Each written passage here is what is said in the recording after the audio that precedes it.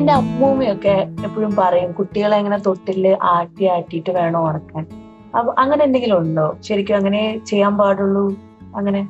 അതായത് ഈ തൊട്ടിലാട്ടുക എന്നുള്ളത് ഒരു കോൺട്രവേഴ്ഷ്യൽ ടോപ്പിക്കാണ്. അതായത് നമ്മള് കുഞ്ഞുവാവ കുമ്പയിൽ ഉണ്ടാകുമ്പോ എങ്ങനെയാ നമ്മളെ അമ്മമാര് നടക്കുന്നതിനനുസരിച്ച് അതിനൊരു സ്വയിങ് മോഷൻ ഉണ്ട്. അപ്പൊ കുട്ടിക്ക് അതൊരു യൂഷ്വലി അങ്ങനെയാണ്. ഡേ ടൈമിൽ ആ മൂവ്മെന്റിനനുസരിച്ച് കുഞ്ഞുവാവയുടെ ആക്ടിവിറ്റീസ് കുറച്ച് കുറവായിരിക്കും. അമ്മ റെസ്റ്റ് എടുക്കുമ്പോഴാണ് കുഞ്ഞിന്റെ ചവിട്ടൊക്കെ നല്ലോണം ഫീൽ ചെയ്യുക. കാരണം കുഞ്ഞിന് അപ്പോഴാണ് കുറച്ചും കൂടി. അപ്പൊ ആ ഒരു കംഫർട്ടിൽ നമ്മൾ കുഞ്ഞിനെ ആട്ടി ഉറക്കുകയാണെങ്കിൽ ഇറ്റ് ഇസ് ഫൈൻ.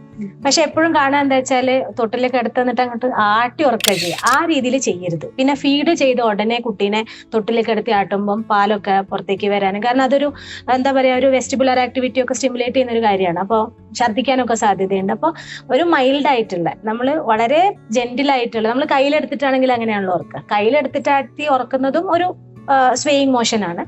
അത്രയും ജെന്റിലായിട്ടുള്ള തൊട്ടിലാട്ടലൊക്കെ കുഴപ്പമില്ല. പക്ഷെ ജനിച്ച ഉടനെ കുഞ്ഞിനെ പാല് കൊടുത്ത ഉടനെ കിടത്തുന്നു, ആട്ടി ഉറക്കുന്നു, അത് ഐഡിയൽ അല്ല. അത് ഒരിക്കലും ചെയ്യാനും പാടില്ല.